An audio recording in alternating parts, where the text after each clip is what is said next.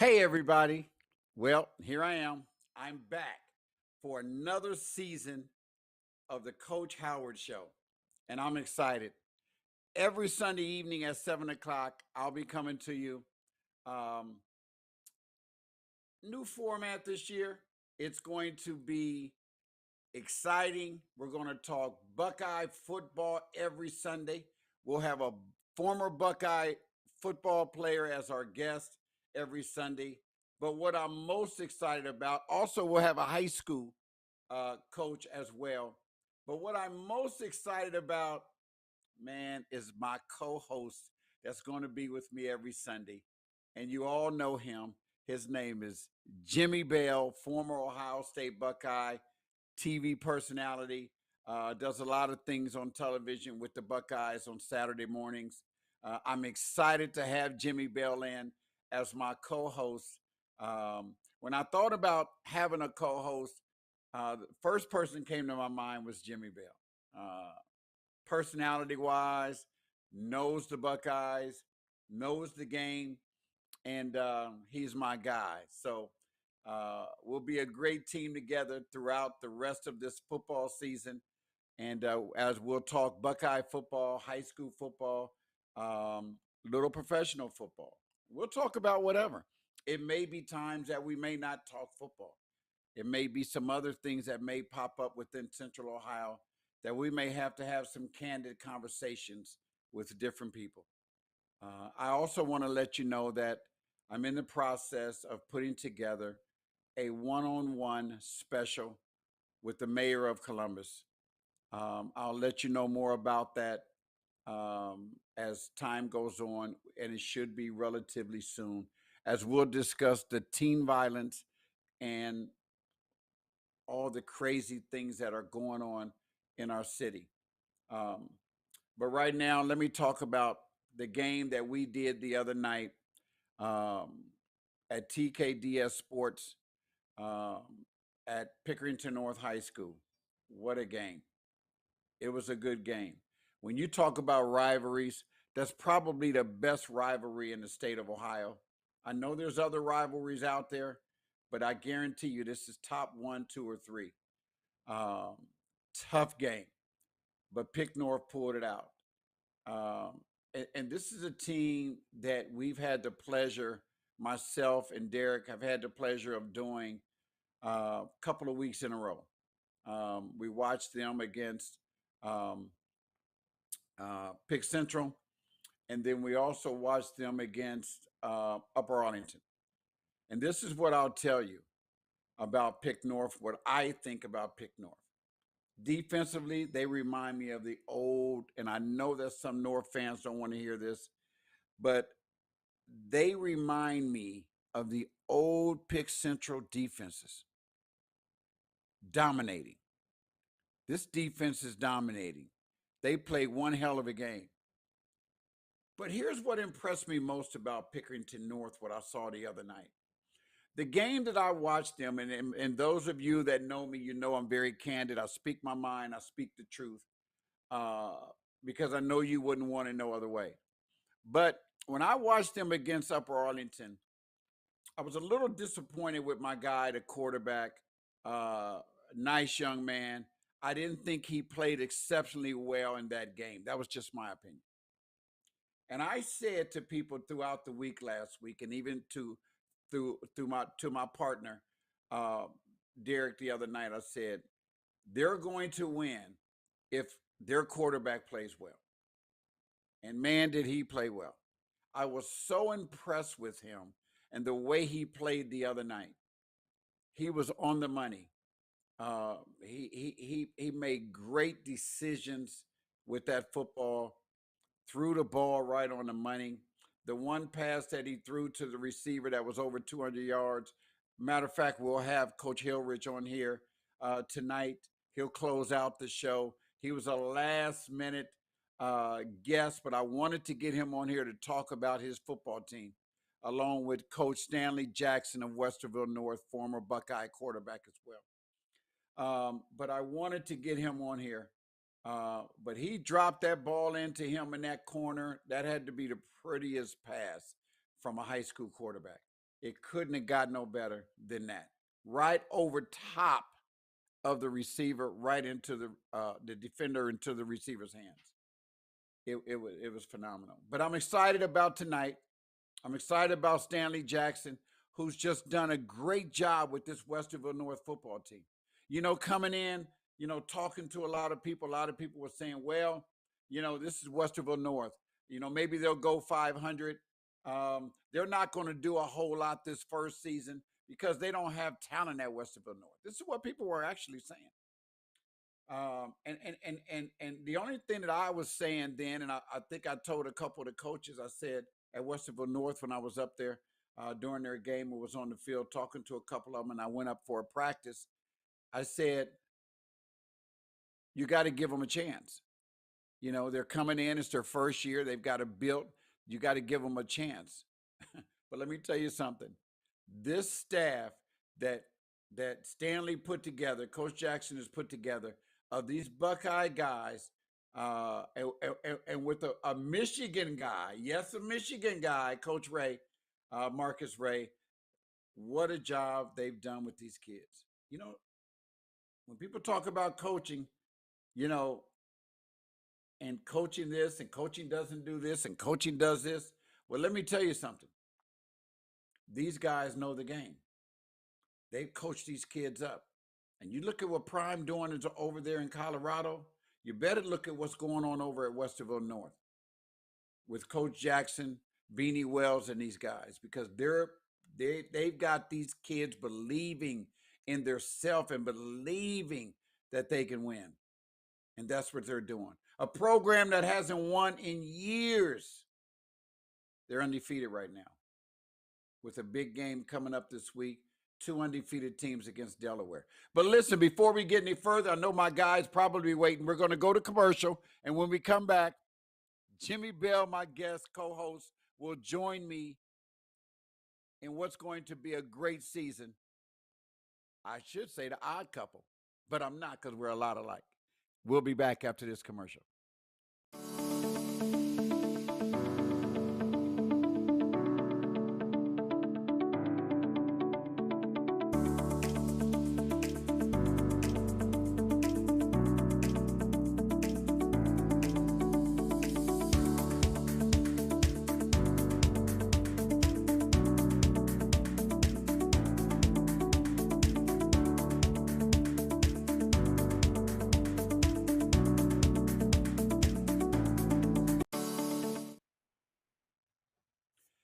Well, there he is, the man with the plan.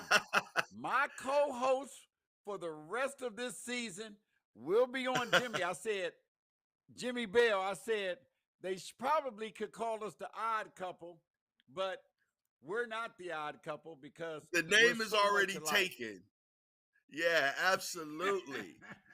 I'm a true co-host. You're the OG, and even though I'm a little older now, I guess I could be the young buck. You know what I'm saying? But you the OG, George. I'm trying to get my face Okay, in fix there. your camera so I can get you right in the middle, man. Slide over There just a we little go. bit. There you go. We want to see all There of we you. We go. want all of you. There's more of me than if we'd have done this 10 years ago. Hey, Hey, listen, man, Jimmy. listen. I was on listening to your soliloquy about the Pickerton North Pick Central game. And one of my really good friends, Mr. Guzman, has been talking to me, literally the life coach, his cousin. He said, Jim, I got this one, not my cousin, my nephew. I got my nephew. Jim, I'm telling you, he's up and coming. Last year, he had a really good season at Pick North, and we haven't been able to link yet. But when you told me that when we called, we talked this week, you said, Jim, I'm doing that Pick Central game, Pick North. Listen, after that game, D. Guzman he gave me everything. So I saw all the highlights. I watched it, whatever. I said, man, we have a new king of Columbus, and it's him. At the before this season started, I literally text in Facebook, social media, everybody. I said, man, Columbus has so much amazing football talent. Who's the best player in Columbus? And no one can give me like a straight answer because there were so many really good kids, right? But what that kid did, he literally set himself up. I don't care what scholarships people got. I know there's quarterbacks going to Penn State, and there's dudes going to Notre Dame, and there's dudes going to Ohio State. But that dude made his mark, and he is officially the number one football player in Columbus, Ohio, bro, in the Central Ohio area, out the door. I don't have his stats, but what I do know, I'm trying to look him up now, but what I do know is that Coach is coming on, so Coach is going to tell us. Well, he was a last minute addition because I was thinking about him, and I called Coach Bates. Coach Bates gave me his number. I called him and asked him would he come on tonight right after Coach Jackson. He said sure. So we're going to have him on too, Jimmy. But Jimmy, I know you're talking about the wide receiver, correct? Yep, absolutely. I told my partner Derek the other night when we was doing the show that you had just told me about him. He had over 200 yards. I do know that for a fact. He was unbelievable, Jimmy. I think you was at another game. Didn't you go to another game Friday night? Well, listen, my baby cheers for New Albany. So I was at the Lancaster game. That's when I clowned Bobby Carpenter. I said, man, all you hear is Lancaster, Central Ohio. I said, y'all ain't filling the stadium, bro. I said, I need answers, man. I need answers. You go to Yeah, I saw that. Lancaster, half the stadium's not full. Come on, man. What are you doing? Yeah, I saw the picture. Wasn't that many people there? I don't know. Yeah, I was a little surprised. That's That's my first time being a part of that, being able to see what they do down there. Beautiful facility, though. Yes, yeah. Who won that game? Lancaster did. Lancaster did. Bro, New Albany, last year they they had an incredible run. We're going to have Stan on here later. And high school football is different than college football and everything else. High school football, more than anything, starts with culture. And it's not just culture of the team, it has to be culture of the community. New Albany runs a program where very successfully, bro, even the water boy has to be on the same page, right?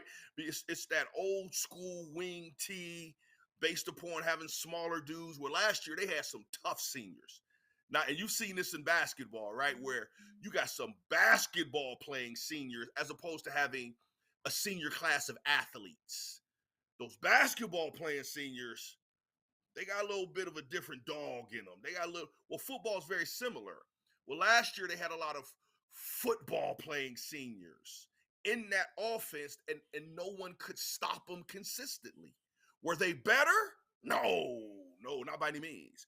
But their culture overran everyone until they got to the point where they got overwhelmed with talent with Gahanna. So this year, they're a little bit smaller. The guys are athletes. They're doing a really good job. Bro, this is Ohio football, though, bro. And you had Division I, Division II, bro. I mean, they got programs. There's not many Division I, Division II football. They got weightlifting programs. They got nutrition programs. They got kids that are committed in the program. And they just look different, bro. They just look different. Hey, we're going to talk to Coach Hilrich about Pick North, but I was so impressed with them the other night. And when it comes to Pick Central, my boys have played there. My son coached there for 11 years. I've supported the Tigers for a long time, but the play calling really, I wish you could have went in and watched the game. The play calling really baffled me towards the end of that football game. I thought Pick Central had opportunities to win in that game, but the play calling baffled me, and the line didn't hold up for the quarterback. The quarterback, Rocco, was throwing off of one leg the whole night because he couldn't get set because North was sending people like crazy, and the line just wasn't blocking for him. But I thought that Central should have stayed with the run, and they went away from it, and they started trying to pass the ball. But I thought the run was working for them. But we're going to come back to that because in a few minutes we're going to bring on Stanley. Real quick, you're the expert here. What'd you think about the Buckeyes? And what do you think about them dropping, which I'm going to ask Stanley too, from 4th to 5th? Why did they drop? They're going to drop. Okay, first of all, before everyone hears how I think preseason polls are dumb, right? They're totally conjecture and opinionated. If anything changes more than, anything when it comes to these type of, it's college athletics, football and basketball, the like. And a lot of the times, a lot of these teams get credit because of their names. The Dukes, the North Carolinas, the Wake Forests, the ACC teams, right? The Pac-12 team. They get a little bit of, even the Big Ten has a caveat that based upon their name. Well, I don't believe in that. I do give credit for rating based upon what you did last year. I do believe that. So I'm cool with that. But it should be properly recast every week. Who the heck did you play? Did you play a ranked team or not a ranked team? Like, so I call it performance play in place. So every week I do a top 25 based upon performance, who you played, and then you earn your place to play. That's one reason I love the expansion of the Final Four, because it's not about what George and I think. It's about people earning their spot. Perfect example, TCU earned their spot last year. Well, they shouldn't have been in the championship. They got pounded. No, they earned their spot. They got pounded. They earned it. You see what I'm saying? So I'm in for that. with that being said, the Buckeyes, one, haven't played anyone, and two, we haven't shown yet, based upon a lot of the other teams, that we're actually deserving of that top 5, top 2, top 3, top 2 spot. You see what I'm saying? So I think we're going to continue to drop as other teams continue to win and play other prolific teams that are ranked. But the beauty is this: Coach Coop used to always say this: doesn't matter where you start, it matters where you end. And as long as you win, you'll come out on top, you'll come out in that space. And it minus the picking and choosing, bro, it happens every year. You know what I'm saying? Very close to the top 4, top 5 teams, ends up playing its way the way that it should be. So we don't have anything to worry about when it comes to dropping. We're probably going to drop a little bit more as some of these teams play other talent. And so I'm cool with it right now. Well, I mean, I understand that because I know that's why Alabama only dropped what 4, maybe 5, because of who they lost to, Texas. Had they lost to a team that would have been a Youngstown State or somebody like that, then they would have dropped a lot lower, I'm sure. But that's the thing, G. They wouldn't have. That's the problem I have with it. You're totally right in your logic, but in all actuality, because Alabama gets credit for being Alabama. Does that make sense? So people and the money makes sense. So even though Alabama lost to Texas, who Alabama is not the same Alabama that they used to be. The reason why I love the transfer portal, Nick can no longer recruit the best. He can't have a culmination of the 70 best kids in the country. Only 11 can play on each side, George. So these other second and third teamers that would literally start and dominate on other teams. So you see what I'm saying? So sometimes the beauty of the recruiting the way it wasn't about getting guys to play for your team. It was about keeping other guys from other teams. And that ain't going down no more, not with the transfer portal. Right? I want an opportunity to play for Slickety Nickety. Go ahead. Now I was going to say, let me ask you this. Let's talk about Deion real quick and what he's doing up at Colorado. He's ranked number 17th in the country. Did you know that? Yep. Because my poll has him ranked number 4. Who? But keep going. Who has him ranked number 4? My ranking. My play, perform, and place poll, baby, the know-it-alls. I have them ranked number 4. They beat the number 19 team in the country. Okay. So can you explain to me how in the heck do you have them ranked number 4 in the country? Okay, are you doing that because are you doing that because you're a Deion fan? No, I'm doing that out of logic. I'll give you an example. I have Duke is number 3. Duke beat Clemson, who was number 9. Texas beat a number 3 Alabama, which now puts them at the number 1 spot. Florida State beat a number 5 LSU the week before. They were number 1 in my poll last week until Texas Where should beat Michigan, number 3 Alabama. Where should Michigan be then? I have Michigan.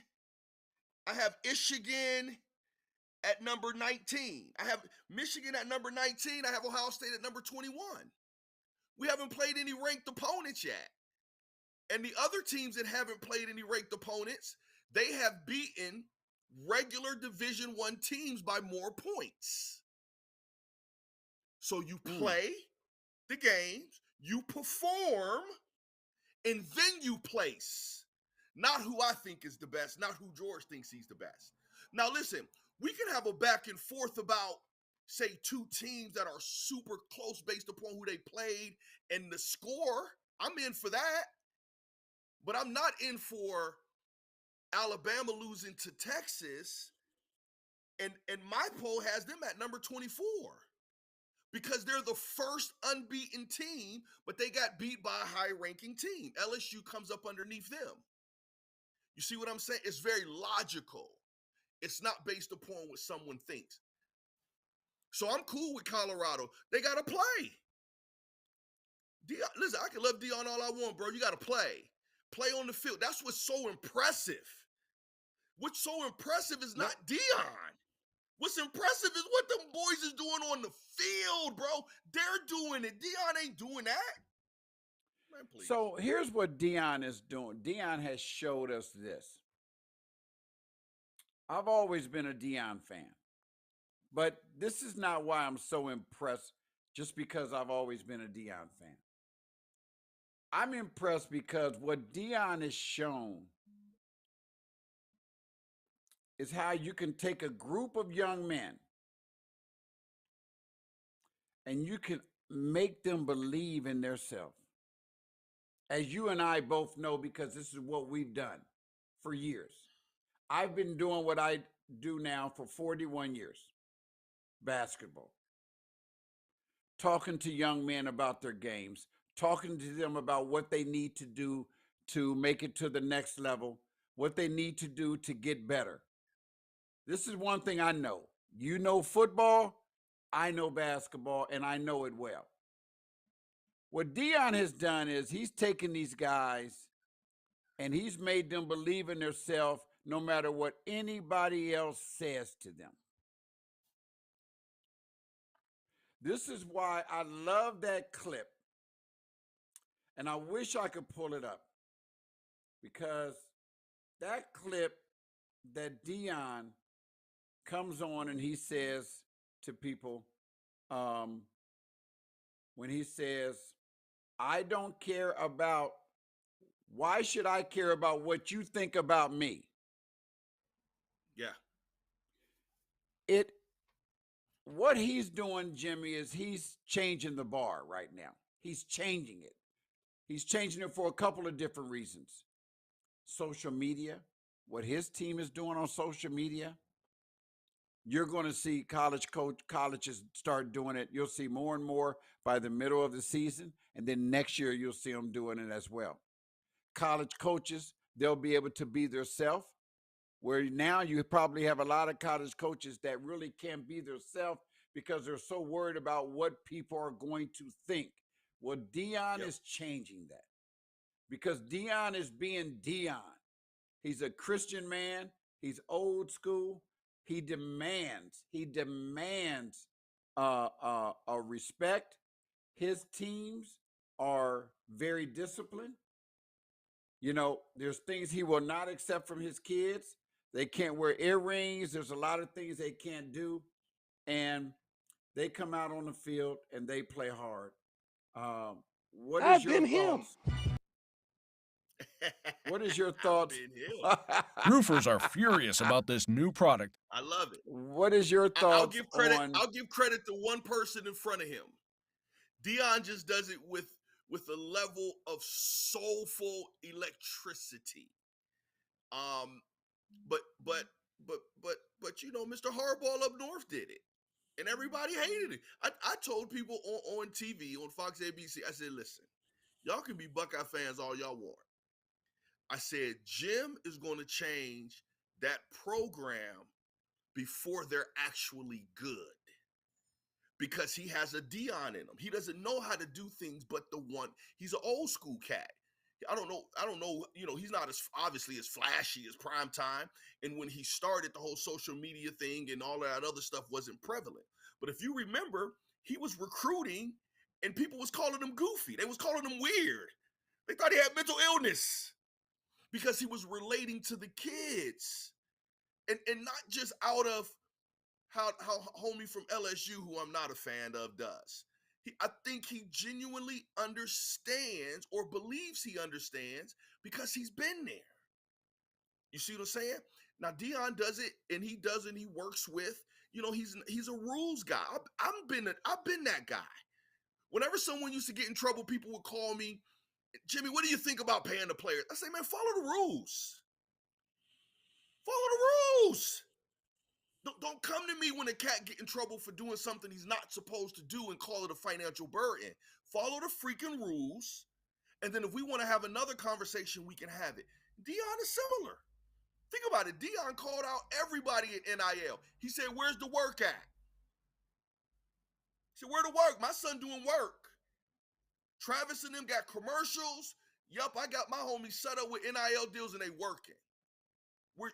Y'all just giving money to the kids. That's not how it's supposed to work. You see what I'm saying? So Dion can is I working play? within the rules. Can I play something real quick? And everybody can listen to this. Absolutely. This is Dion.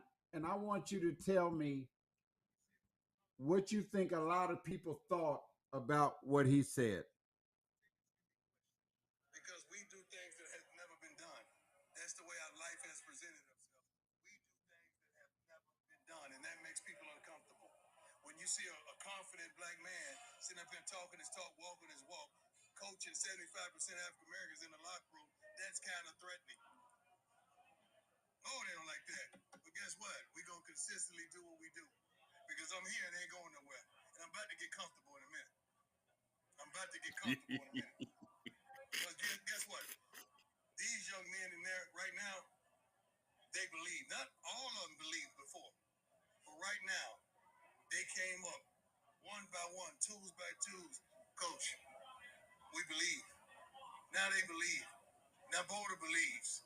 People in the front office, people in the building, the fans, the students. Now everybody want to believe. I'm good with that. We got room. We're going to continue. Listen to this. The one thing he said, because his son spoke about that, people in the front office, the administrators, because they didn't believe. Here comes, they're bringing in, and I'm going to keep it 100. I'm just going to keep it 100, okay? Because that's what me and you do. And that's what we're going to do on this show for the next 100%. 10 weeks or whatever we're on. We're going to keep it 100. Probably 90% of the people in that front office, administration, athletic department, we know Boulder is 80% white, are mostly white. Here comes Dion. They didn't brought in this flamboyant coach, Jimmy. He didn't came in. First thing he said was, I didn't came in. I'm cleaning house. I brought luggage, and it's Louis. I brought my own they're probably Louis. My own Louis. And they're probably sitting back like, who is this guy? Like, who does he think they probably he didn't is? even like him neither. Yeah, who does he think he is? They probably didn't like him neither. But I tell you what, I think the whole city of Boulder and Colorado, the state, and everybody in the office, in the governor's office, in the mayor's office, whatever, they all believe now. And I think what he's doing is beautiful. And I think it's showing a lot of people that you can get your kids to believe and you can just be who you are. And there's so many haters out there that don't like that. I think what Dion understand. Okay, let's give credit to someone else. My man had courage. Rick George, the AD of Colorado. Wow. Yes. Had the courage. Understand this. This is what, let me give a little perspective, y'all. Y'all know what Coach Day's going through? Coach Day got handed to the keys to a Bugatti with stipulations. His stipulations were based upon his predecessor, which was Coach Meyer, right? So you got a brand new coach. Coach Day's never been a head coach before, bro. This is his first go. In his first couple years, he had to uphold some of the legacy of the guy before him, right? But that's normally how it's done. I've got to interrupt you for a second. I've got some breaking news that just was sent over to me. Michigan State head coach Mel Tucker has been suspended. Yeah, we was gonna talk about and his that job. today. Huh? tonight. We're just gonna talk I about that just got to tonight. bring. Yeah, I Yeah, I got it just have earlier to bring it today. up I real was quick. disappointed. Oh, you know about it? Yeah. Okay. Well, it Go ahead, says read it, bro. Michigan State head coach. For people that don't know, Mel Tucker has been suspended, and his job status going forward is in doubt amid an ongoing university sexual harassment investigation. More information to come. So This is what I don't happened, know. y'all. I mean, Real quick, I'll give it to y'all since you just and got. then I've when already you been- get done with this, when you get done, I don't know where Stanley is, but Coach Hilrich is on waiting. When you get done, we're going to take a commercial break, and then we'll come back with the head coach real of quick, Western because I do of want to talk to Pickerington North Coach. I'm High sitting School. there paid. I like texting my homie's family like he's on. So this is what happened. Mel's an idiot. I don't necessarily know that he's guilty of what they're telling him he's guilty for, but he's an idiot. He brought on this let me be very honest, a very attractive former rape victim into their administration to teach everyone about sexual harassment, right? To teach them about rape prevention, which is dope. Well, they ended up having something. We don't know, but they ended up having something. So what he got in trouble for is phone sex. They had phone sex and she turned him in for sexual harassment, bro. I can't make this up. So he was splanking in the banking in the bun. All right, we got over the phone. We got. Wow. Crazy. Wow. So you see where I'm coming from? I'm standing in the middle, so I ain't tripping. But there's a lot of questions that need to be answered. But with all that being said, he's an idiot. You know why you're an idiot? Because you didn't see the setup coming if it was one. Does that make sense? Like, you shouldn't even have been in a position. Bro, you got to think better than that. You got to think, you know what I'm saying? You got to think a little different in that position that you're in. So that's why he's not fired, is because they trying to figure out what to do. Because it just sounds bad. The way she's making it sounds bad. He even admitted up to it. He said, yeah. He said, we had phone sex. What's the problem? Okay, well, listen. I think Stanley's having some technical difficulties, but we're going to go to a commercial break, and then we're going to bring in coach of the Pickerington North Panthers, Coach Hilrich. We'll be right back after this.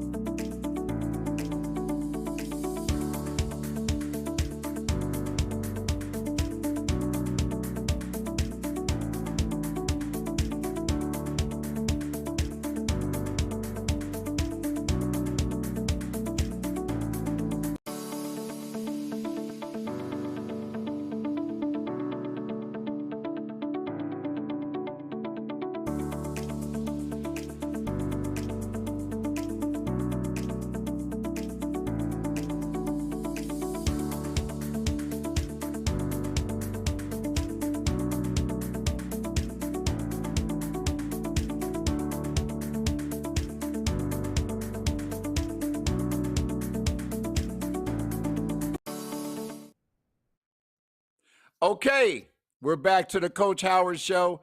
Stanley, I just talked to Stanley. He has some technical difficulties. He'll be on right after Coach here, and we'll have Stanley Jackson. But right now, I'm excited to have Coach Hilrich on from Pickerington North, who's undefeated right now at 3-0, having a great season. And are you 3-0 or 4-0? 4-0. 4-0. My bad, Coach. My bad. I ain't taking a win away from you. Coach. I mean, I'm not taking a win. You've done everything you can. You know you've had to do to get this win, but this season's going, and you've done a great job. And before we start, Coach Nate, can I say, man, you look like a high school coach, baby. Like you look like a successful high school freaking coach, baby. I love it. Let's go, let's go, let's go, man. Before you lose your hair. That's true. That's true. Hey, but listen, let me say this. He didn't lose his hair because he was a coach. He just getting I old. know, baby. I tried to hold on, big baby. I tried to hold on. But listen, Coach, thanks for coming on the show, man. I really appreciate you. This is the first, since this is the first show for the Coach Howard Show coming back after a layoff during the no basketball season or whatever. I ain't doing nothing for baseball. So we're back now from here through the end of basketball season. But thanks for coming on. I really appreciate it. And hey, we've got a few things to talk about with you. Congratulations on the big win the other day against your crosstown rival, Pickerington Central Tigers. And I know when you beat them, that has to be the sweetest feeling in the world. Talk about your team the other night because, Coach, I have to tell you, I was very, very impressed with this team. We did 2 of your games back to back. I interviewed you a couple times in the first game. Didn't want to mess with you the other night, but I was impressed with I'm very impressed with your team. What I was most impressed about, and then I'm gonna let you have it, is the week before, and on this show, Coach, we keep it 100, okay? We keep it 100. Hey, don't lose your job, Coach. I was disappointed. I was disappointed in the quarterback play, the game against Upper Arlington, for the simple fact that I felt like he was too experienced to make some of the mistakes that he had made during that game. That was the only reason. But I told my partner Derek and some other people last week, I said that Pick North will win this game, hands down, if their experienced quarterback comes out and plays the way that he's capable of playing. And he did just that. I mean, he did just that.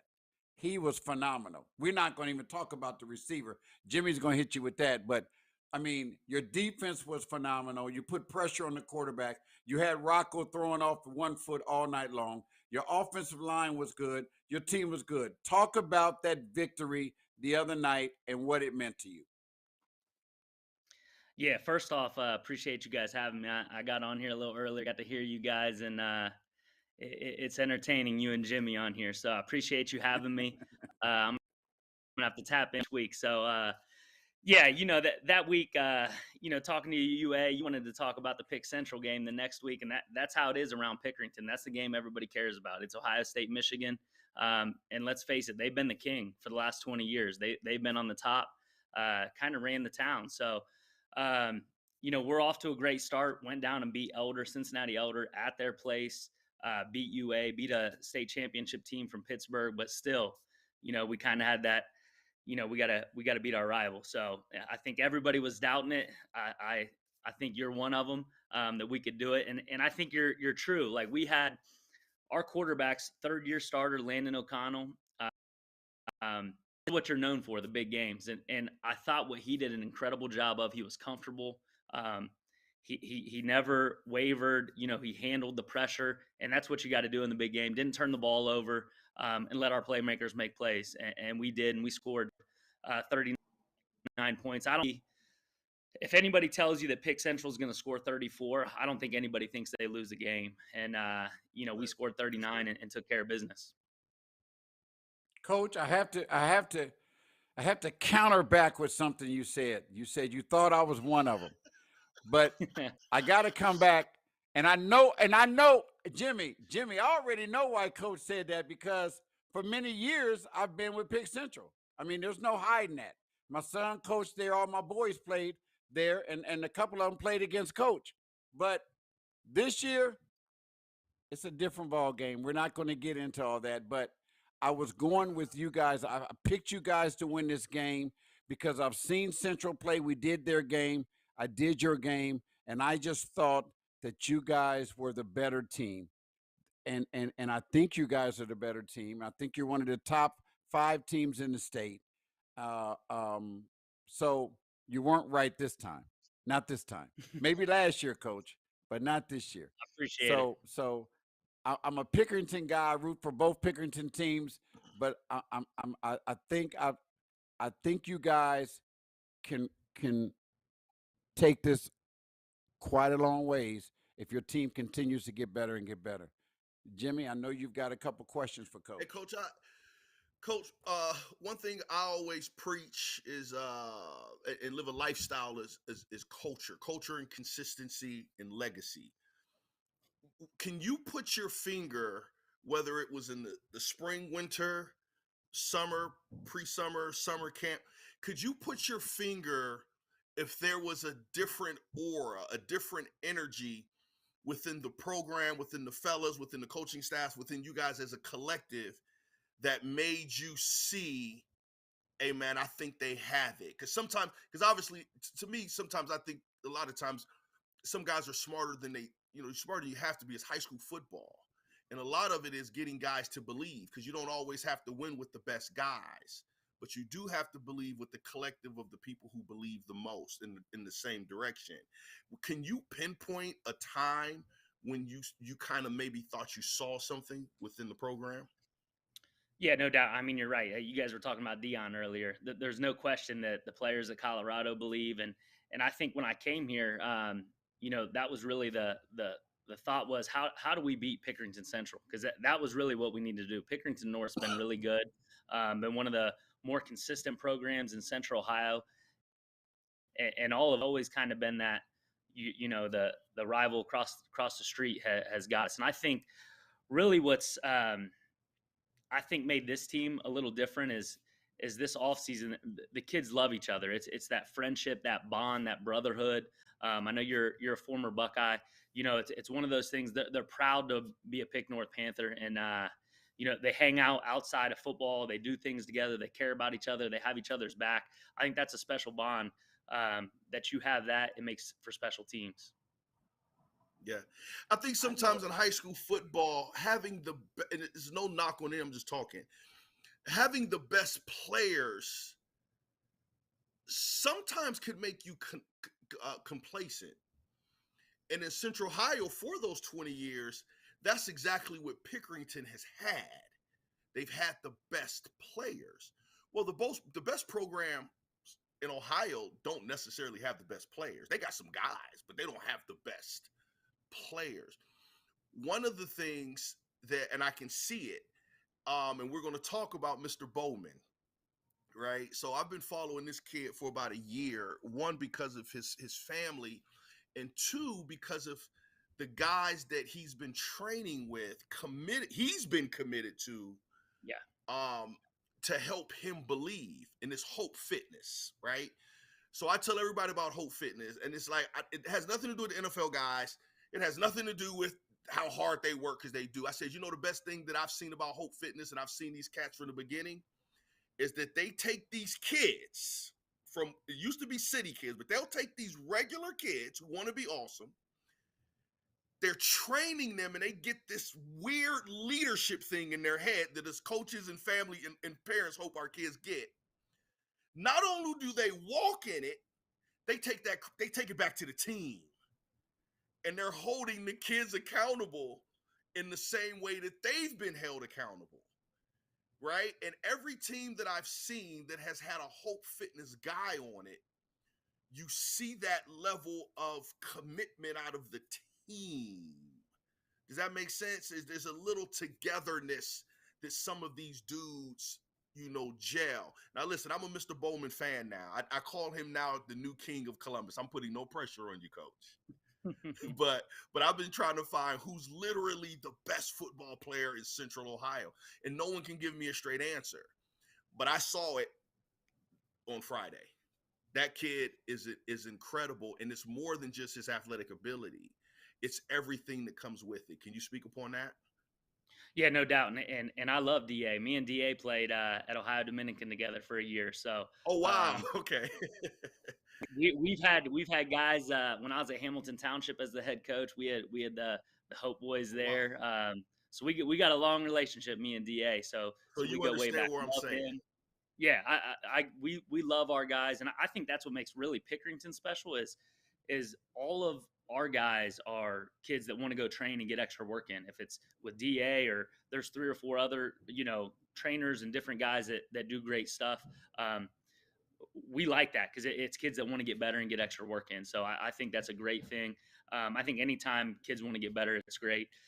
Bowman, the thing I think that really, I was really happy to see for him is making some of them big plays because,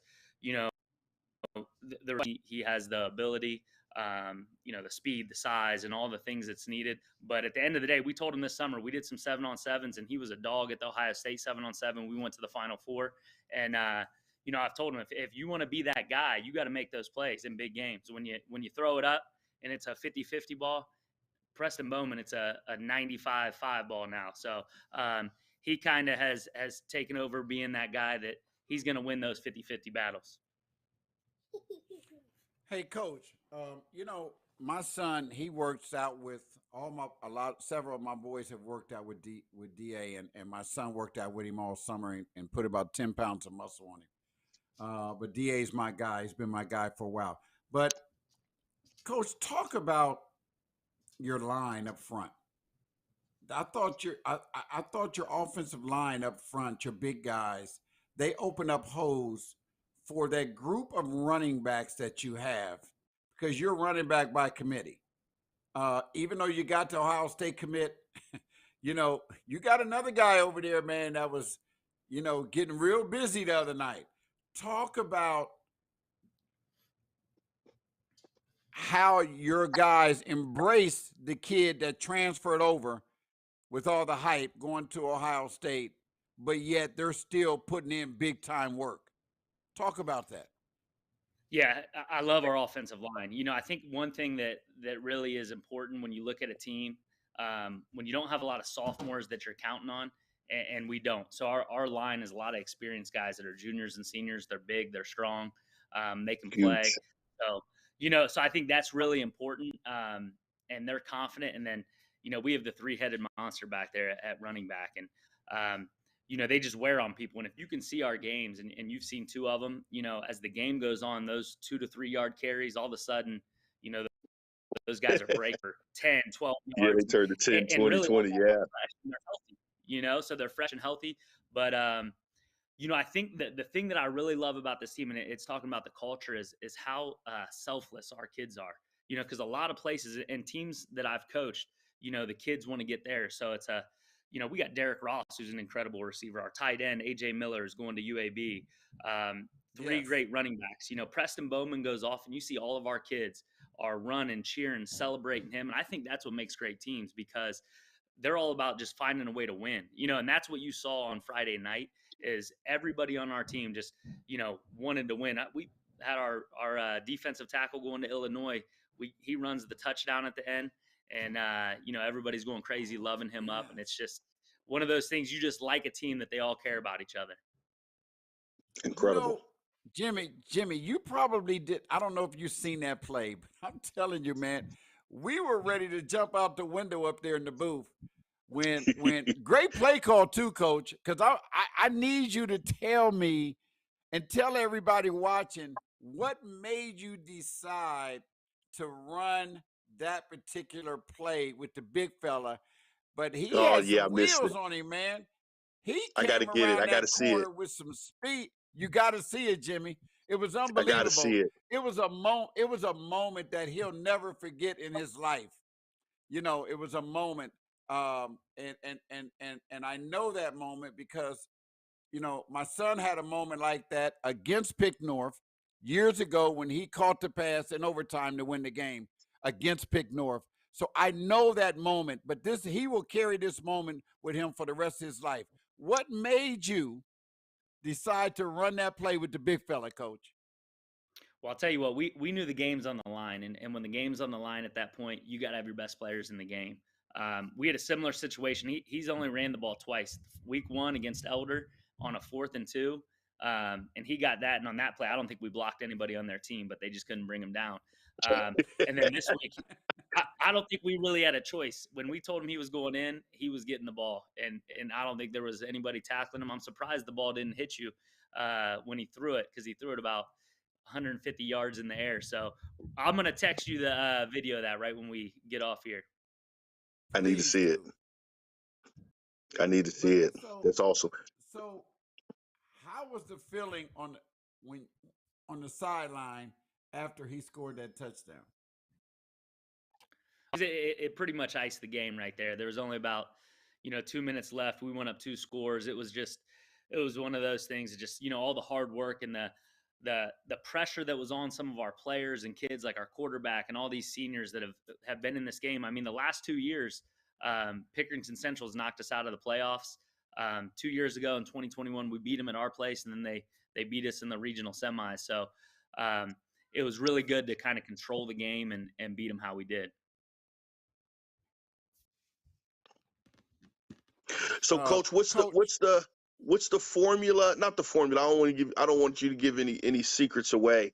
But what's the message from here on out? Because we all know those games, as difficult as they are, they're easy.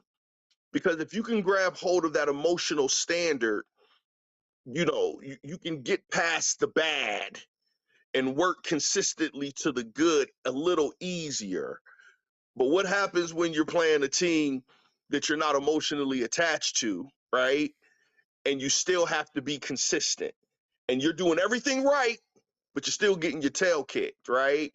And it's up to the kids to continue to stay in the pocket and stay consistent and continue to believe what you guys are instilling in them, despite how things look on the field, and you're still going to get the results. So what's your message for the rest of after this game? I know this is an early rivalry, but what's your message for the rest of the season?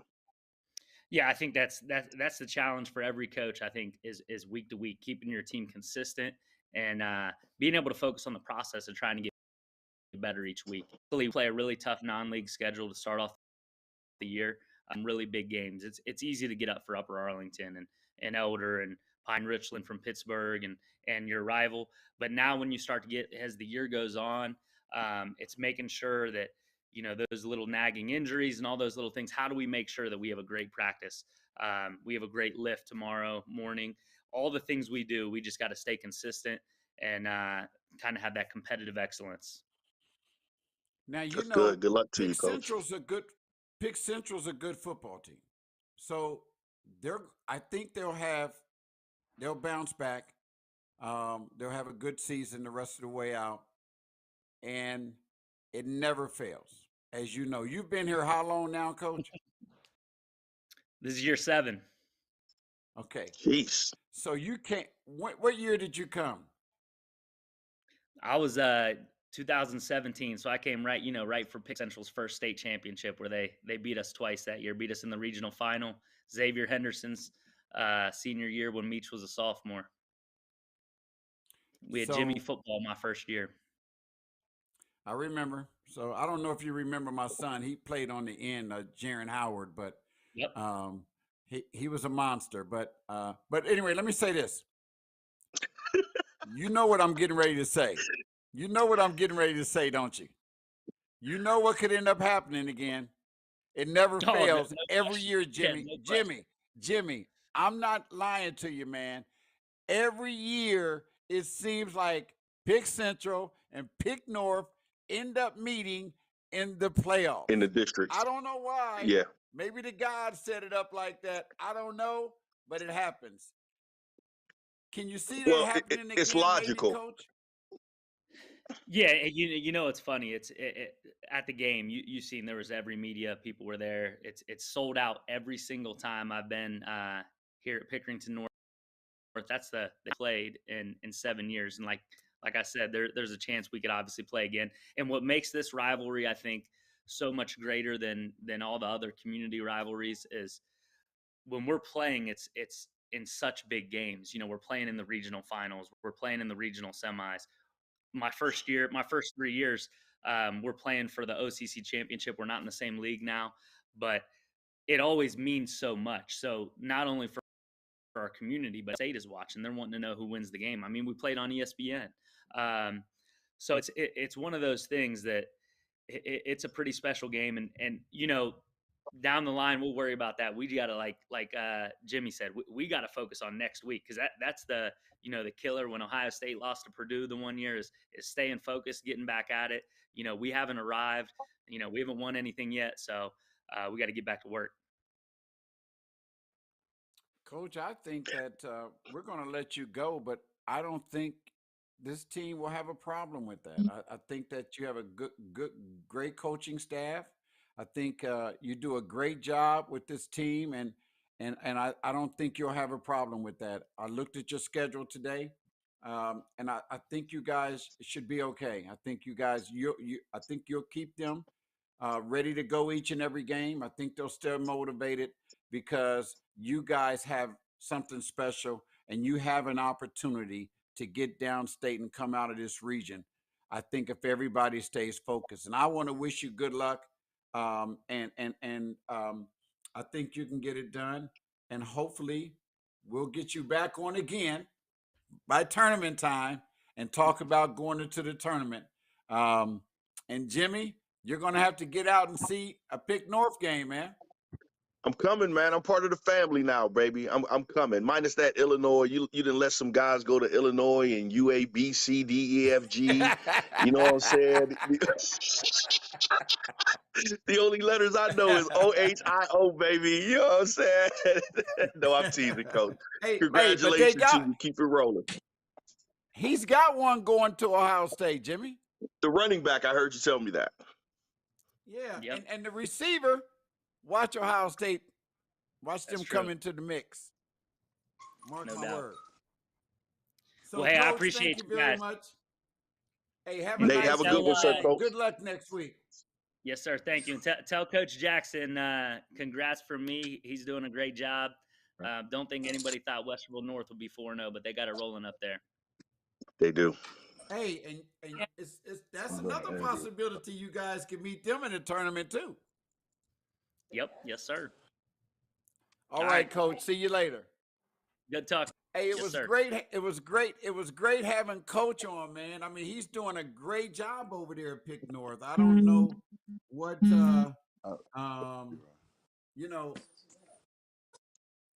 what else could change. I mean, I think that was a great question that you brought up.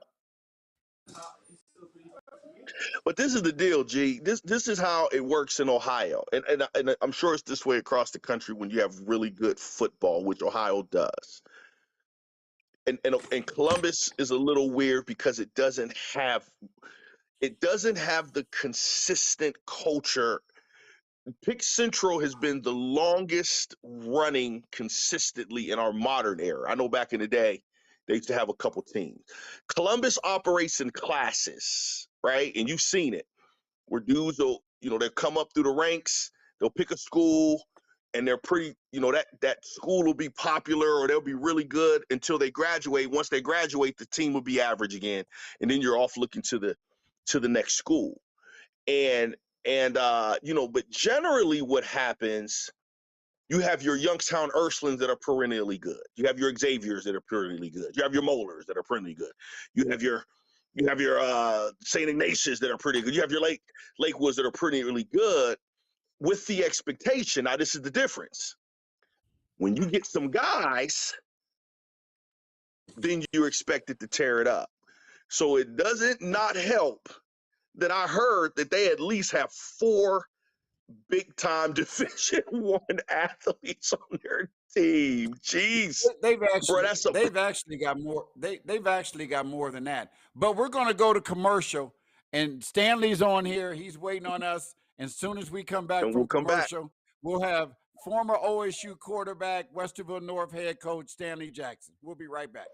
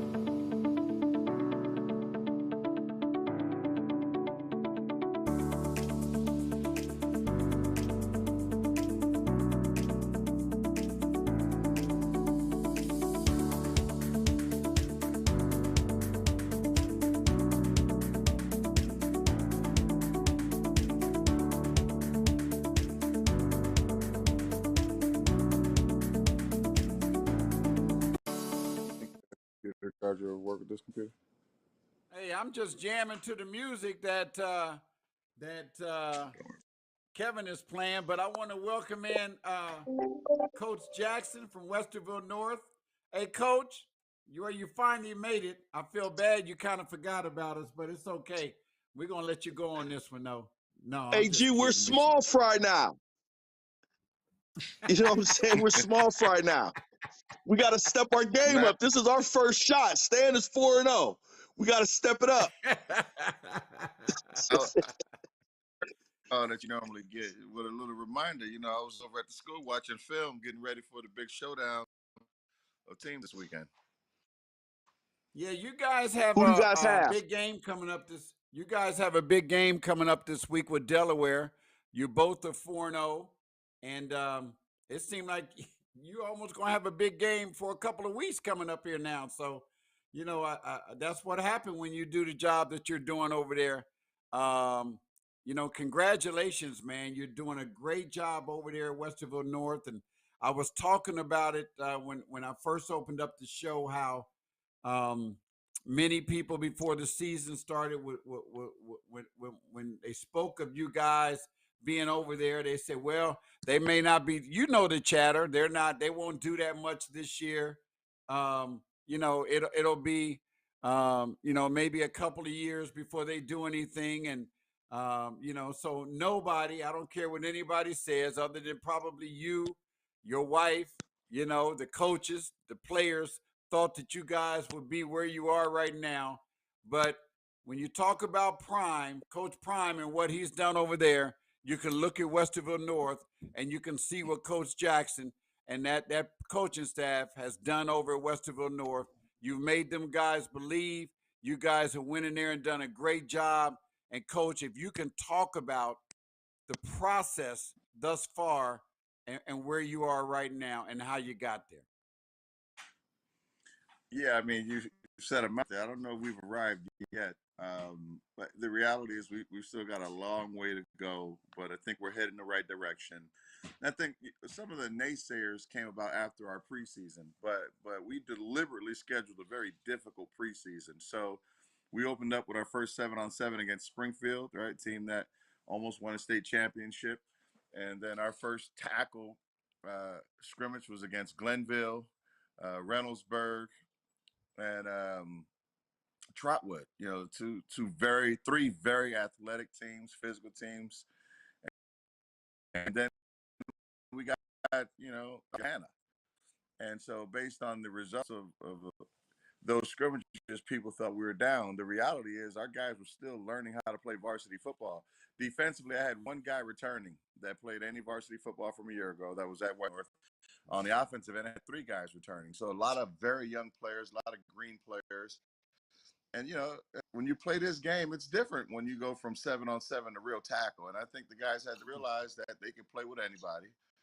And then after that, I'd be lying if I told you the schedule didn't get a lot easier, honestly, from that preseason. But we did that deliberately. And so now we find ourselves in a position where the guys understand how good they are and how good they can be. They're being coached by I've got guys who are practitioners who absolutely played the game at a very high.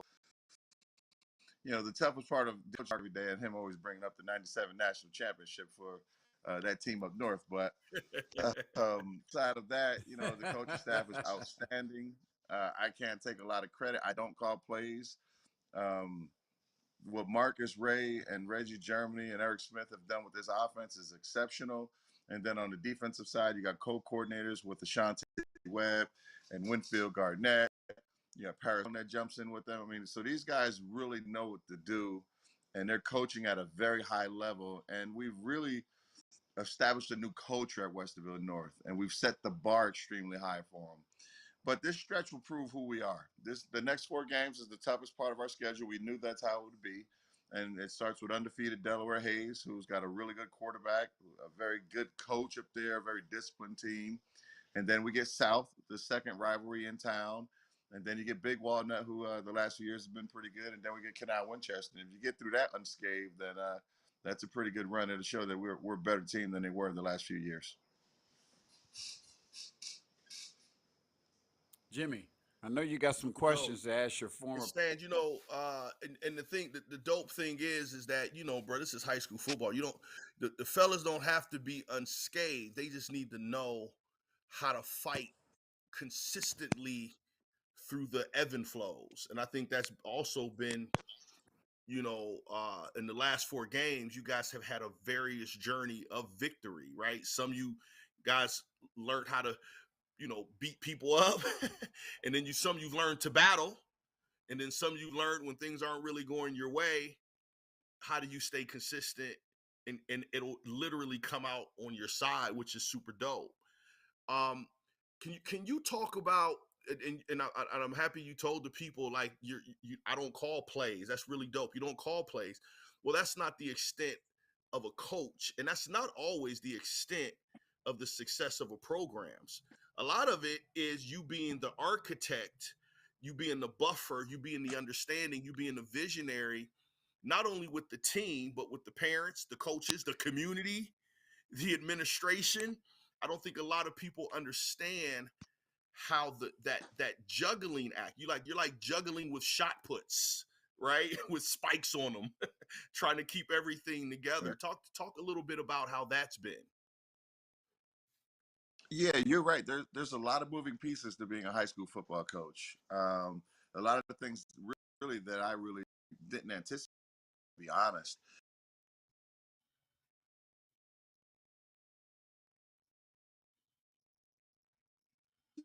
I think he froze up for a minute.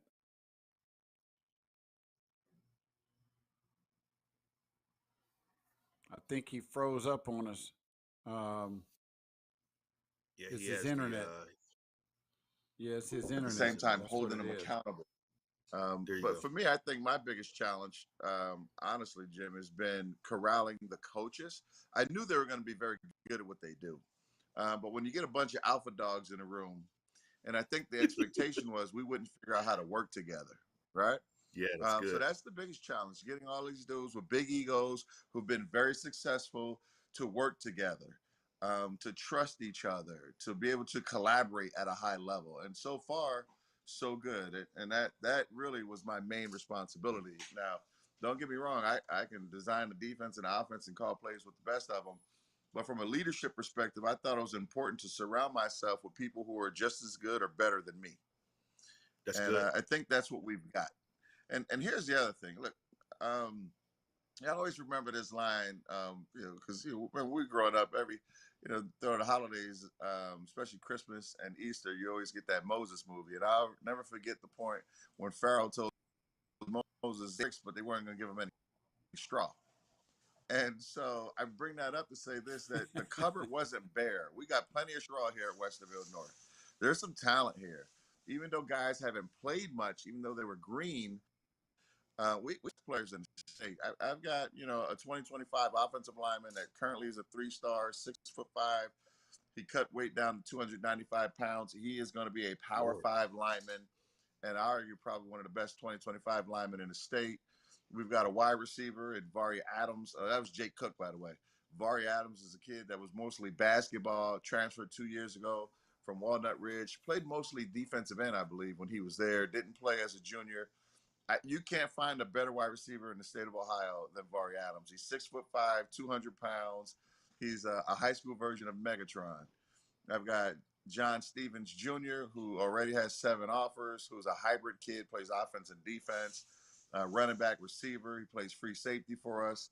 Northwestern's given him an offer. Duke's given him the offer, and he's got all the MAC schools that have offered him to go. We've got a transfer in Brian Robertson that just played his first game last week. He's the number 3 defensive end in the state. I got another senior transfer in Janoris Strickland, offensive lineman, played 2 years at Harvest Prep. Family moved to Houston, came back to Ohio, decided to come here. He's definitely a Division I offense and defensive lineman. We got a transfer in Lem Reynolds from Marion, Ohio down, who's a 6-foot running back / linebacker. We've got a kid, Austin Baker, who's another hybrid kid, safety linebacker type that has a motor like you can't believe and will hit you in the face. He reminds me of Rob Kelly. He's about 5'11", 200 in high school, 100 pounds. High school, same mentality. He's definitely a MAC level kid. We've got a veteran quarterback that the last 2 weeks has really lit it up. And he's been playing quarterback since he was a baby because he grew up with me in my house, right? So we got some players. The We've got Rockets. some guys. We got a couple. We got a couple transfers in. MC is a wide receiver who's got great hands, runs great routes. Owen, we got another defensive back that's about 6 foot safety, another Division I caliber Okay, kid. Prime. We got some players. I'm naming a lot He's of the guys. He's the Puerto Rican Patterson, New Jersey Hey, Prime. That's listen. what he is. Listen. Okay, Prime. He didn't win in that George, portal. He I'ma didn't tell pull you. them all out that portal. No, listen, I love But this listen. conversation because this is my first year being able to watch high school football in the area, right? I came to 2 games last year. One of them, I walk in the stadium to see my baby cheer, and it's Westerville North. And I'm texting Stan as soon as I get there, I see what's happening. I said, Stan, why ain't y'all good? Because y'all have guys. You remember that conversation? I mean, we texted. He Yeah. said, Jim, it just is what it is. My point exactly is success in high school programs, especially in Ohio, is not always guys. It's culture. And I think sometimes this is where I love what Westerville North and you guys have, whatever you come to the conclusion with, they had some submission and you had to have some submission too. You probably already have jumped into the bureaucracy of this thing. You have 2 type of schools. You have schools that want to be dope and they're willing to do it. And sometimes they just make really bad mistakes at who they hire for a very long period of time, right? And then you have some schools that say they want to be good, but they want to be good their way, which means they'll never be good.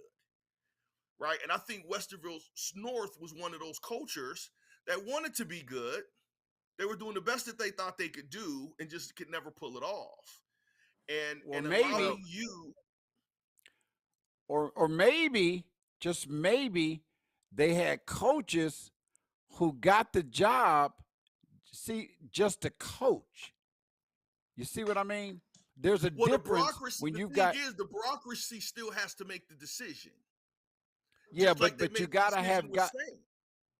Yeah, but you gotta have guys coaching that can coach these guys up and see the talent. Whereas though other coaches may not see the talent, Stan and his staff is able to see talent and bring it out of them and say, "Hey, man, you can do this. You've got what it takes." Am I right, Both Stan? right. Yeah, you're both right. So to Jimmy's point, there's a bureaucracy that you have to get through. So the way the state of Ohio sets it up, there was a teacher who applied for the job. So you got to have an athletic director that has enough gumption and a principal to make the decision to go in the direction that they did, because I only have one guy in the building. The rest of our coaches all work in the private sector. And once a teacher applies for the job, that teacher technically has first rights of a refusal. So our athletic director once they made the decision to go at me, they had to go back to the teacher and teacher to withdraw the application in order to hire me. So that's what Jimmy is talking about. So once we got through that, then George, you're absolutely right. I looked at some of the players on the roster and I thought, well, why didn't this kid play last year? One of them is Will Solomon. He's a senior. He's a 2-way kid, a wide receiver corner. He's electric. And he didn't play a snap last year. We've got 3 linemen that were all in the program last year that barely played offensive line. They're all over 250 pounds. And just because of a few deficiencies, the coaches went away from them. So yeah, you're actually both right about the and how we've gotten to where we are. Recognizing talent is vital, and then also getting the things out of them that you need. Right. Part of the challenge, I think, for some high school coaches is they just, they don't know enough about the game of football. So when my oldest son was at another Westerville school, he was a quarterback. He was a running quarterback, though. And once he got to high school, they didn't want to use him at that position, even though he tore up the landscape in middle school. And they said, well, he doesn't throw the ball well. And my conversation with that head coach at the time was, well, you're a high school coach. you have to modify your system to the kids that get to your school at that particular time. You can't guarantee that you're always going to have a quarterback that can throw it all over the place. And I think that's what happens.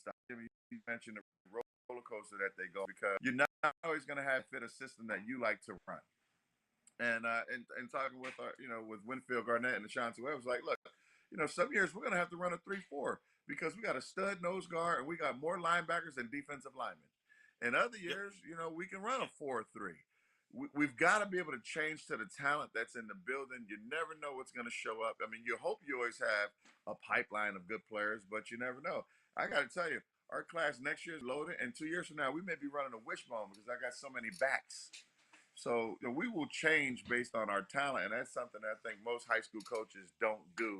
They have a system, they stick to it, and that's what they want to run, and that's why you see the up and down in the seasons that they have because they don't have players that fit the system they want to run.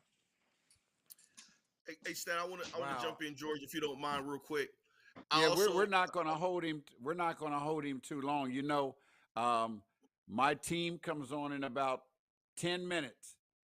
So Okay, What I'm gonna team do is a that? real not quick gonna- one. What You team is just that? said the the wrong Cowboys, question with Stan the Cowboys. Look, Stanley Jackson and Jimmy Bell in the same room, and you gonna give us 10 minutes, bro? You out of your? I'm just teasing. but Stan, another thing, and I learned. I'm saying, and George Howard. What the hell? Like, really?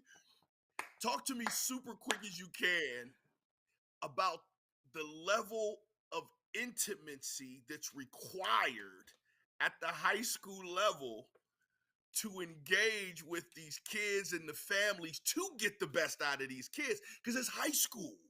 I think that's one thing that Prime doesn't get. No one understands what he's doing. They just listening to his words. They don't understand that he operates in a high level of intimacy with each one of these Right. doggone kids.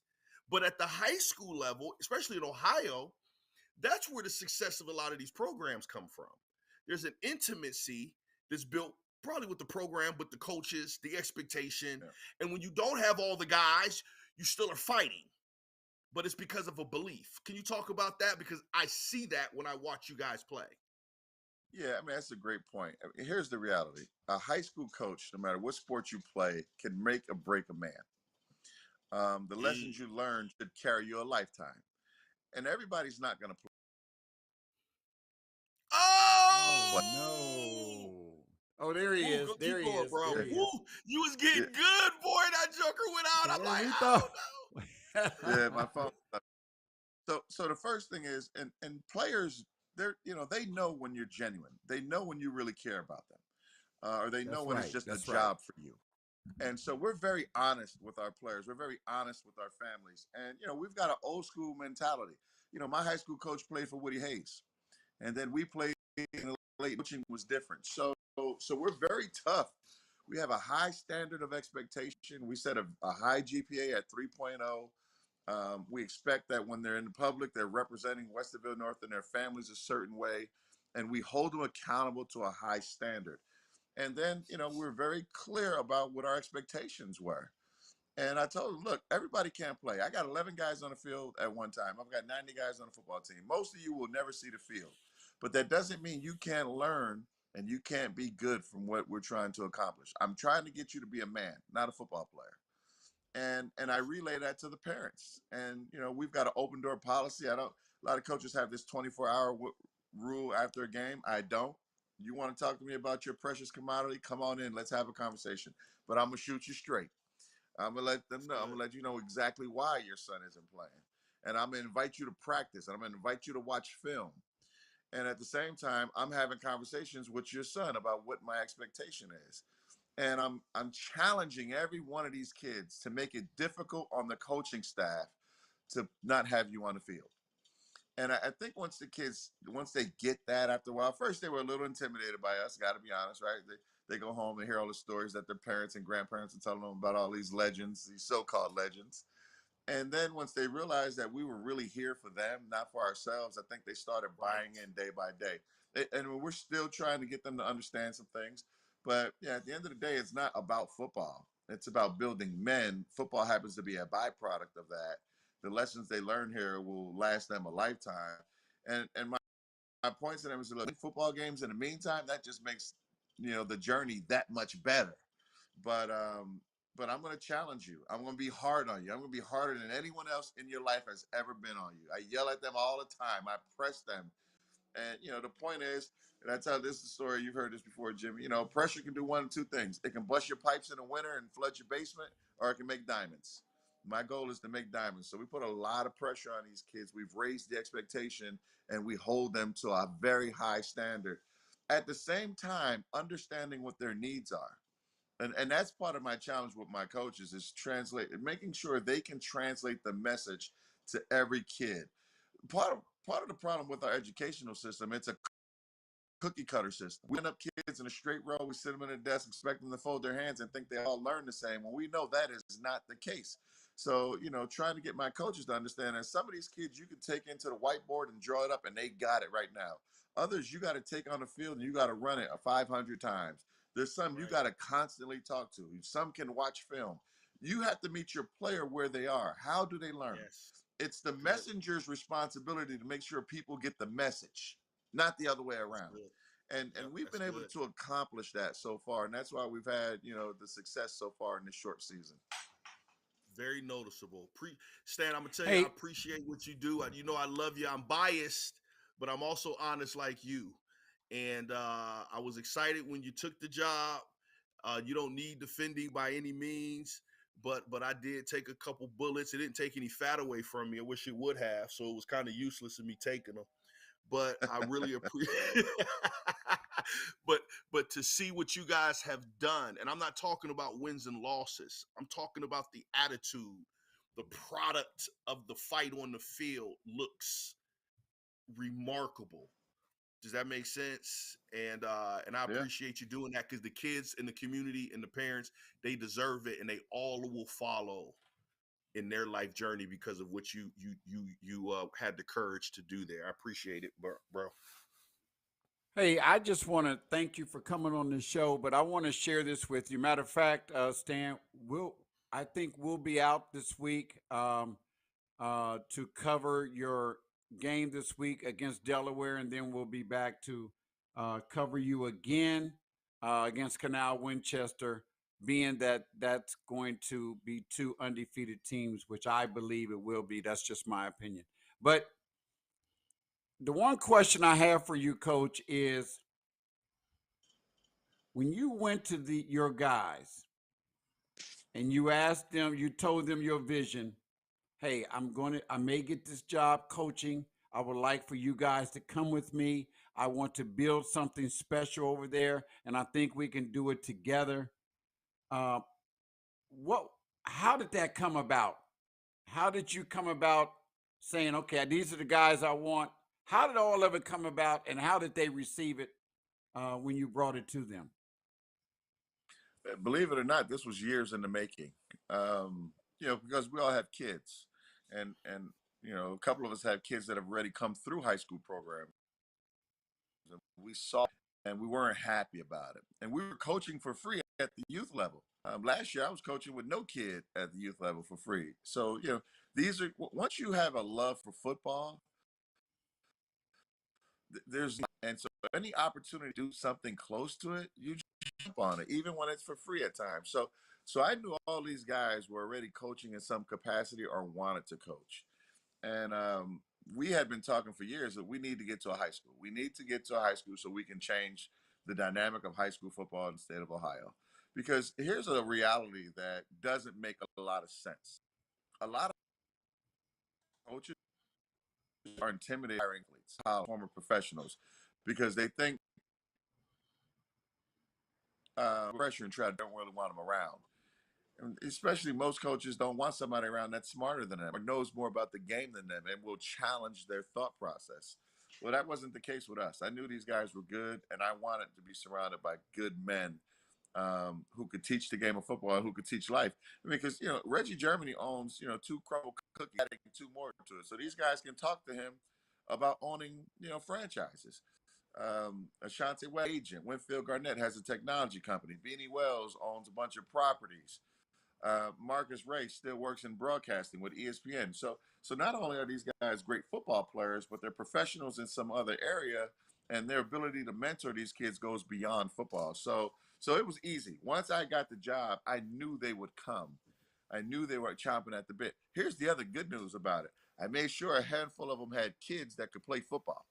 So those kids will be coming to Westerville, right? So yeah, somebody, at the end of the day, you got to have some players. But Beanie Wells has two boys that are both fast that will be here at Westerville North. He lives down the street from me. I've got another one that's coming in. Reggie has a young son that'll be here at some point. Marcus Ray has a son. Winfield Garnett has two sons. So, there's a method to the madness. Make sure I have some guys. I would have hired Jimmy, but he's got all girls over there, so he can help me out. Hey, they can be cheerleaders, though. Yeah. That's buddy. But Hey, No chance. hey, yeah, but to answer the question, George, these guys love football. Let me say this: like Reggie Germany said, I'm opening another crumble cookie. I want to help. I can be there. He hasn't missed a day. He hasn't missed one day. I mean, it's just they love the process. They love the game, and once you've played it and you know what you can get from this game, you love pouring back into young people. I live a pretty good life, not the best life, but it's still a good life, and I can look back to the game of football, be very grateful for it because most things I have came because of it. well, you're doing such a great job over Awesome. there, man. I mean, it's widely known, and everybody knows what you're doing, and I'm excited to be able to cover you guys to do high school football for the first time. I've been doing basketball for years, and to do high school football, and to really cover you guys, it's a priority for us over at TKDS Sports, and to cover Westerville North. We're excited about it, and you know, the road it'll get harder before it gets easier for you, as you already know. And you know, I can't wait to see you guys in the tournament. Um, it'll be a first time for a lot of your guys, but it'll be exciting, man. Thank you very much for coming on the show, and we'll have you back for tournament time, I'm sure. Um, Absolutely. but I appreciate it. Jimmy, any Thanks any for last words for having me. your guy? Yeah, thanks for having me. Sorry I was That's late. it, I bro. was over there I, watching I, some I film, didn't trying to get realize ready. he was. I didn't realize he was bald. I didn't know. You know what I'm saying? He took the hat off like he was. I didn't know if he was showing off or trying to get in the game. You know what I'm saying? I didn't know if that was like he's trying to get an acceptance of a rite of passage, or he's finally trying to say, Jim, my bald is better than yours. Cause you know that Patterson Puerto Rican hair, boy, that joker used to flow, boy. They used to flow. Yeah, He man. took that hat Hey, off. I was like Smokey and Friday. I was like, damn. he's silly, man. Hey, I couldn't have a Thanks. better co-host, could I, Stanley? No, you can't. Oh my That God. character on your You hands. look good, Coach Jackson. Hey, Congratulations keep up All the right, again, great appreciate work, it. Stanley, and brother. yeah, keep up the great work, man, and we'll be following you all the way. And good luck Friday night. That's a big one, man. We'll be there covering you guys, and good luck, and we'll talk to you soon. All right. Thanks for having me, fellas. Thank Love you, you. big dog. Hey, man, listen, he's doing a great job over there. Hey man, and this is what's awesome. Even the last two coaches you had on, and Stan is more. I give Stan a little more particular because this is his first year, his first go. He's having fun, bro. He looks very satisfied. He sounds satisfied. And it's not just wins and losses. He sounds very comfortable with what he's chosen to do. He feels comfortable with the progression so far, which is very minimal, but he also feels good about the decision that he made to engage with the community. And that's, bro, it's so many X's and O's guys is out here, but there's not a lot of guys who dare to look at things from a more of a soulful perspective and build upon that, and then have a high expectation. Because if you notice what he said, he got to coach the coaches too. He was protecting them. He said, so that's what he was getting at. Man, I got to coach these coaches to understand you got to dig into these kids. You can't get on him because he's a board guy and he's a film, and that guy's a film guy. You may have to go out a little extra and be patient with this kid and walk him through things. Mr. Winfield Garnett, Mr. Ashante Webb, Mr. Eric Smith. It's not always Hey, just I got you a telling them question. what to do when them doing it. I got a question for you. Now I'm getting ready to hit my director in the head with this one. What are you doing Friday night? I'm actually Tip City. I'll be out west. I made a commitment to Tip City. They have a rivalry game, and I'll be in Dayton really for the week. They have a mayor's conference with some of the incredible youth of the community one day.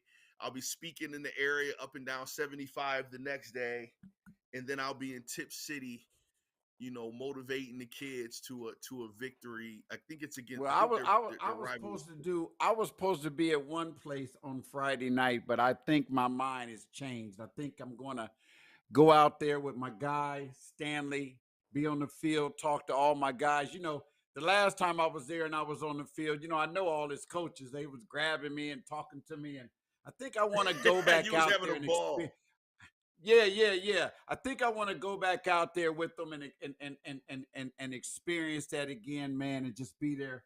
I think I want to cover that game. So Kevin, he's on the line, he's watching us. So that's where I'm going, man. Listen, Kev, when you got a superstar, and Kev, you're the superstar producer, you just got to flip the production of the day. So you got already done. Already done. Already done. I love it. Hey, listen, but here's what I'm saying. Jimmy, and I'm sure Kevin don't have a problem with it. We're going to bring you in on when you get an opportunity. I would like to bring you in, man, because we have 3 headsets. So we could possibly, can we work that out, Kevin? We can bring Jimmy in one game and be a third wheel. Absolutely. I think that would be great. And Kevin, I told you you'd love Jimmy, didn't I? Oh, yeah. I'm already on to things in my brain. In fact, Jimmy, your picks, I'm going to need them on Saturday after the games or whatever, so I have them for the Sunday show in graphics. What your top 10, top 20, and where the regional 4 sit at, because those are graphics you guys are going to talk about. What I write down, something. Hold on. Listen, and place. So listen, Jimmy, this is what we're going to do. Baby. Jimmy, every Sunday, I'll let you do this for football. Basketball, I do my top 10 every week, but I'm going to let you do your top 10 every Sunday, and you get it I'm going to send you Kev's number. You text it to Kevin. He'll post it, and we'll go over that every Sunday, Jimmy's top 10. Okay. And the goal is to rival Keith Byers. You know what he does down here. He's sitting in Boca Raton doing it now. Keith. Okay, I need to put Keith know better. That's why Keith know better. Because he was robbed by the bureaucracy for the Heisman. Wow. Keith, if you're listening. So Keith know better. You know better than to be putting up that top 25 that's parallel to what some doggone AP is doing, Keith. You know you got the courage to do the real one. Boy, stop playing. Hey, but listen, guys, listen. I'm glad to be talking to both of y'all. We got to cut this off. It's been great. My Cowboys is on, and I love y'all. I appreciate you, Mike. Appreciate you. All right. So no, it's Kevin. Okay, well, you got it. No problem, buddy. You the man. When the show is over, when you pull the plug. All right, gentlemen. Have a great evening. All right. Thank you, everybody, for joining in. Me and Jimmy, it's going to be great. He signed off, but it's going to be great having Jimmy. I really appreciate him coming on. I look forward to us week by week as we'll bring on different guests. Thank you for watching. I appreciate you. God bless you. And I'll see you next Sunday. Thank you on the Coach Hour.